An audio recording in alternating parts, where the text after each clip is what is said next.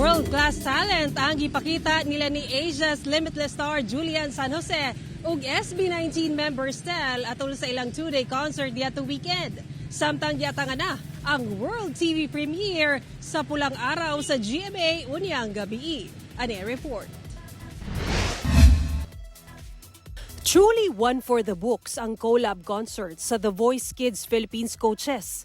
Extra special pa ang Ating Tinig Shows kay ang ilang special guests, lakip si OPM icon Gary Valenciano, Raver Cruz ug SB19 members Josh and Pablo.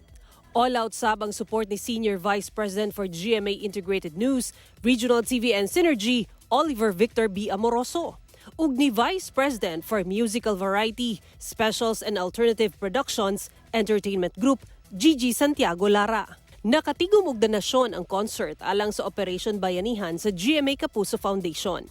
Duna say jaw-dropping announcement sila Julie ug Stell.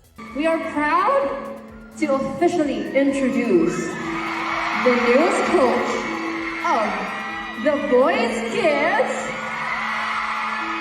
Pablo!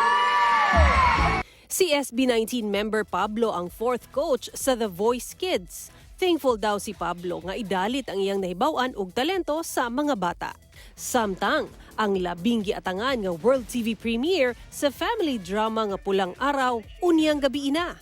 Atong sayro ng istorya sa maghigala nga sila Adelina o si Barbie Forteza, Teresita nga gibidahan ni Sanya Lopez, Hiroshi o si David Licauco ug si Eduardo nga gidala ni Alden Richards alang sa ilang pamilya, pangandoy ug alang sa nasud. Unya na kana alas 8 sa gabi sa GMA Prime pagkahuman sa 24 oras.